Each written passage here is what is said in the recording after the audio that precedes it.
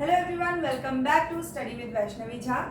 In today's class, we will discuss the balancing questions and the questions I picked it from NCERT only. NCERT में जो दिए हैं वही questions हम करेंगे. Okay, so let's start. So this is question number 5 of exercise. Okay, so first question is hydrogen gas combines with nitrogen to form ammonia. Okay so hydrogen gas जैसा जैसा आपसे क्वेश्चन में कहा गया है first we will write reaction according to that so it says that hydrogen reacts with nitrogen to form ammonia. Now बहुत बच्चों का क्वेश्चन ये होगा कि H plus N should be NH3 right, but यहाँ H2 प्लस N2 लिखा है. Why is it so? Class 9th में जाइए, वहां पे जाएंगे तो आपको पता चलेगा that hydrogen, nitrogen, oxygen, chlorine, these are diatomic ions. Diatomic मतलब क्या हुआ? That they do not exist alone, they exist in a pair of two. ठीक है, पेयर ऑफ टू में ये एनवायरमेंट में प्रेजेंट होते हैं. इसीलिए हम कभी भी हाइड्रोजन को H नहीं लिखते, कभी भी नाइट्रोजन को N नहीं लिखते. ओके ओके, अब इसको बैलेंस करने की बात है. नाउ सी, हाइड्रोजन यहाँ पे है 2. बैलेंसिंग का तरीका पहले बता चुकी हूँ, दोबारा हम प्रैक्टिस कर रहे हैं इसके क्वेश्चंस की हेल्प से. ओके सो यहाँ पे हाइड्रोजन कितना दिख रहा है? 2. यहाँ हाइड्रोजन कितना दिख रहा है? 3. अब 2 को किसी से भी मल्टीप्लाई करोगे तो वो 3 तो करने नहीं वाला. So what to do?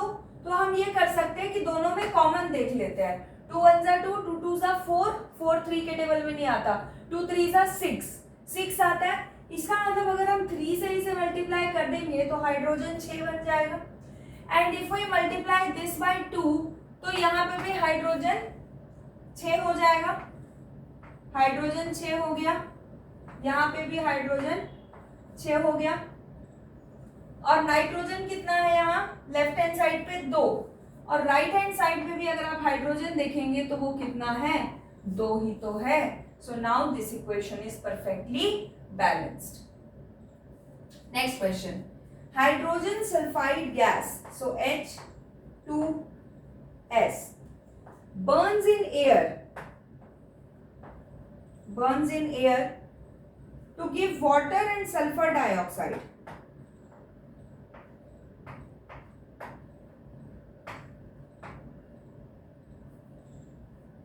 Right,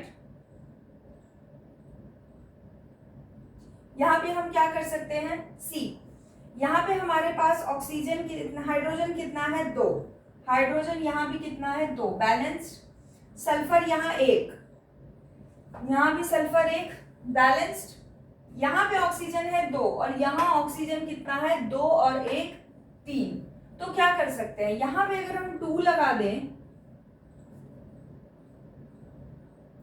तो ऑक्सीजन कितना हो जाएगा? 4. और यहां पे भी 2 लगा देंगे तो ऑक्सीजन 4 हो जाएगा. लेकिन अगर हम ऐसा करते हैं, सपोज सी, यहां पे अगर हम 2 लगाते हैं तो क्या होगा? अब अगर हम चेक करते हैं एक बार. हाइड्रोजन 2, हाइड्रोजन यहाँ कितना हो गया है? 4 हो गया है. तो इसका मतलब यहाँ पे भी 2 लगाना पड़ेगा. अब फिर से चेक करो, हाइड्रोजन 4, हाइड्रोजन 4, सल्फर 2, सल्फर यहाँ कितना है? 1. इसको भी फिर 2 करना पड़ेगा. अब ऑक्सीजन डिसबैलेंस हो गया होगा, है ना. ऑक्सीजन कितना है यहाँ पे? 4. और यहाँ ऑक्सीजन कितना हो चुका है? 4 और 2 6. अब देखो, यहाँ ऑक्सीजन हो गया है 4 और 2 6. तो यहाँ पे ऑक्सीजन को 6 बनाने के लिए हम 2 हटा के 3 लगा सकते हैं. हो गया बैलेंस. Check it again. मैं आपको ये दोबारा समझाती हूँ कि आपको कंफ्यूजन ना हो. Okay see, let me erase this equation. देखिए, सबसे पहले आपको कहा गया है हाइड्रोजन सल्फाइड गैस लो. हाइड्रोजन सल्फाइड क्या होता है? H is hydrogen, sulphide is S. H की वैलेंसी 1 यहाँ और सल्फाइड की वैलेंसी 2 यहाँ.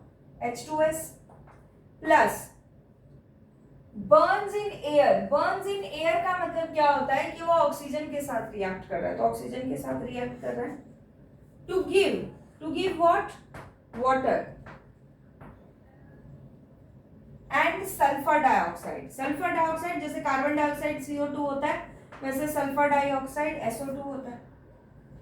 नाउ सी, हाइड्रोजन यहां कितना था, 2, यहां भी हाइड्रोजन 2 था, सल्फर यहाँ 1, यहाँ 1 था। सारी प्रॉब्लम ऑक्सीजन की वजह से है।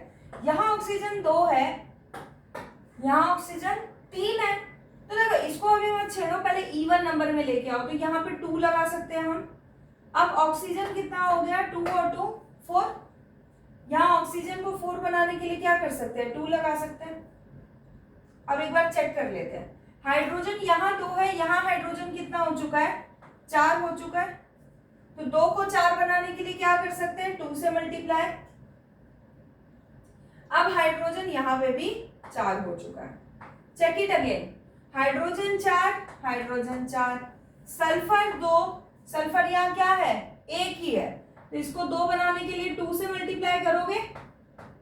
अब सल्फर कितना हो चुका है, 2। नाउ कम टू ऑक्सीजन, यहाँ ऑक्सीजन कितना है, 4, यहाँ ऑक्सीजन कितना है, एक तो 2 2 सा 4 ये रहा,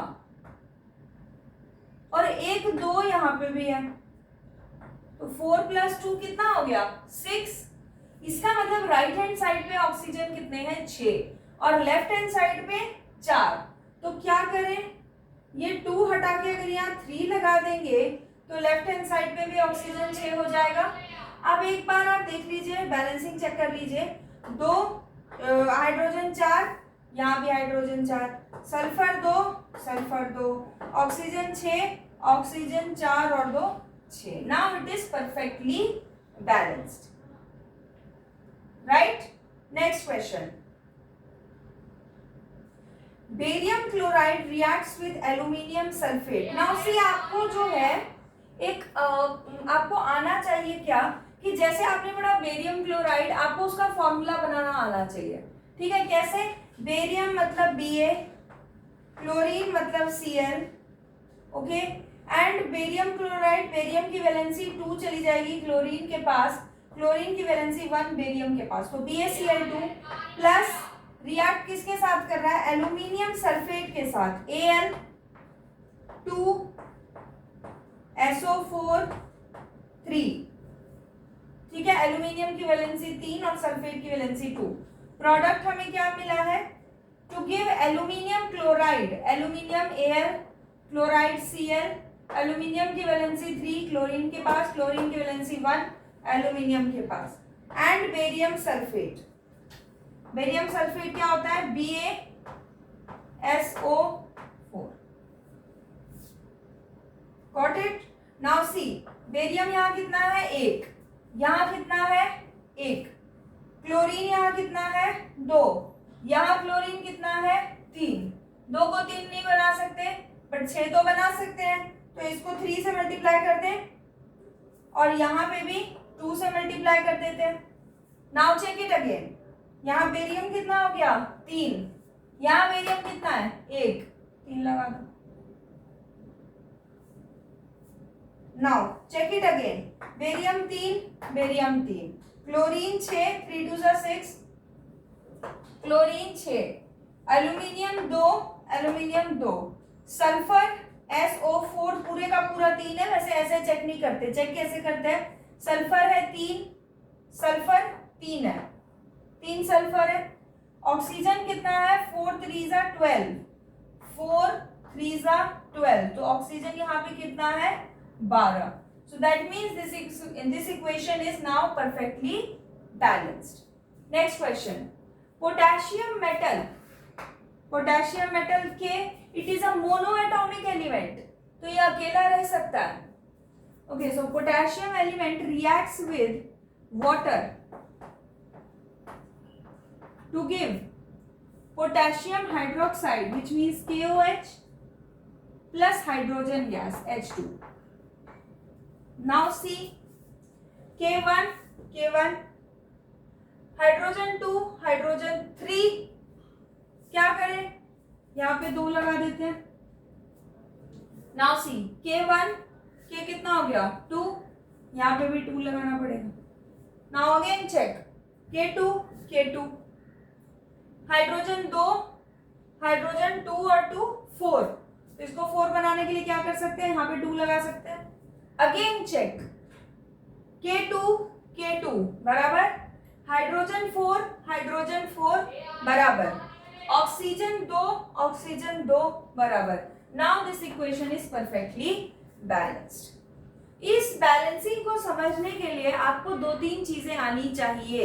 again and again I am saying 9th का फॉर्मूला मेकिंग कॉन्सेप्ट आपको पता होना चाहिए। बिना इसके कोई फायदा नहीं है यहाँ तक पहुंचने का।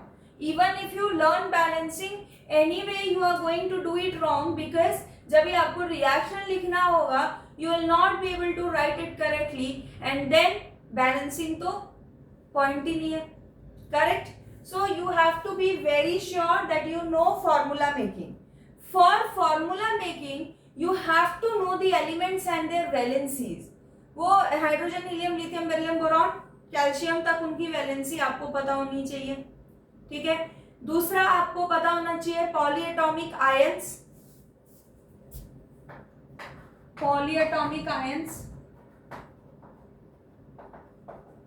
यहां आपने जैसे देखा सल्फेट यूज हो रहा है, SO4 यूज हो रहा है ना? तो ऐसे बहुत सारे अमोनिया यूज हो रहा है। तो आपको पॉलीएटॉमिक जो है वो यूज आ सकते हैं। तो इसीलिए जैसे आपको दे दिया जाए यहाँ हाइड्रोक्साइड आप देख रहे हैं KOH, तो आपको पॉलीएटॉमिक आयंस आने चाहिए। That you should know with charge. ये इसका प्री रिक्विजिट है। ये नहीं आता, there is no use of all of this. कोई पॉइंट ही नहीं है, टू बी वेरी ऑनेस्ट। और साथ ही साथ अगर ये सिर्फ फर्स्ट चैप्टर की बात होती है, because what happens, this chapter is way too easy. Okay, way too easy, बहुत इजी चैप्टर है। इसमें से अगर कुछ क्वेश्चन आता भी है तो आप ये पॉसिबिलिटी लगा के चलिए बोर्ड्स में भी, इस बोर्ड्स का तो छोड़िए, आपका जो स्कूल का फर्स्ट टर्म होगा, फर्स्ट टर्मिनल एग्जाम्स और जो फर्स्ट टेस्ट होंगे, मोस्ट प्रोबेबली उसी में आपको इसके क्वेश्चन दिखेंगे। After this first term you are not going to encounter many questions of this chapter. आपको बहुत क्वेश्चंस नहीं मिले, आपको मिलेगा नेक्स्ट चैप्टर में से, एसिड बेस एंड सॉल्ट में से, नॉन मेटल्स एंड मेटल्स में से, वहां से आपको मिलेगा। यहां से you hardly get any question. Okay, so ये चैप्टर फिर भी इंपॉर्टेंट है। क्यों? बिकॉज ये बेस है। पहली बात, क्यों बेस है? बिकॉज यहां से आपका ये कॉन्सेप्ट रिवाइज होता है, फॉर्मूला मेकिंग, पॉलीएटॉमिक आयंस, और आपका ये मोनोएटॉमिक, डायएटॉमिक, इस सब टाइप के एलिमेंट्स कौन कौन से होते हैं ये आपको क्लियर होता है। इसमें आपको पढ़ना पड़ता है इसके लिए। एंड देन जो आप यहाँ से इक्वेशन बनाना सीखेंगे, that you will be able to use in like full chemistry. 5 chapter में यूज हो जाएगा। 5 या कम से कम 4 चैप्टर में तो जाएगा ही जाएगा। इनफैक्ट फिफ्थ में भी फॉर्मूला मेकिंग आता ही है, हालांकि उसमें रिएक्शंस नहीं है, बट उसमें फॉर्मूला मेकिंग कॉन्सेप्ट का यूज होता है थोड़ा थोड़ा। So you can say that जितने भी चैप्टर्स है केमिस्ट्री के, आपको ये कॉन्सेप्ट उसमें काम आएगा ही। So you have to be very sure कि आपको ये आता है, क्योंकि अगर आपको ये नहीं आता तो फिर आपको केमिस्ट्री नहीं आती। सो अगर आप बैलेंसिंग सीख भी जाते हैं, even if you enjoy learning balancing because it's very easy, तभी भी अगर आपको ये नहीं आता तो बैलेंसिंग सीखने का कोई फायदा नहीं, बिकॉज एनीवे आपके मार्क्स कटेंगे ही। तो सबसे पहले मेरा सजेशन है कि आप बैलेंसिंग सीखे, फॉर्मूला मेकिंग सीखे। थोड़ा सा 9th का वो चैप्टर 3 का जो पार्ट था, polyatomic ions, monoatomic, diatomic, triatomic कौन कौन से होते हैं, उसको आप रिवाइज करें। एंड देन उसके बाद आप आए इस चैप्टर पे, तो फिर आपका बराबर से ये चैप्टर चलेगा। Okay, so this is it for today's class, and in the next class we will continue with types of chemical reactions। 5 types है, 5 टाइप्स है, वो रिएक्शंस के हम टाइप्स देखेंगे। ओके, एंड वहां हम साथ के साथ बैलेंसिंग भी करते चलेंगे, ताकि थोड़ा आपको बैलेंसिंग और भी अच्छे से आ जाए। So see you in the next class. And अगर आप लोगों को मेरा समझाया समझ आया है तो मेरे चैनल को लाइक शेयर सब्सक्राइब जरूर करें and do not forget to hit the bell icon. Till then take care, bye bye.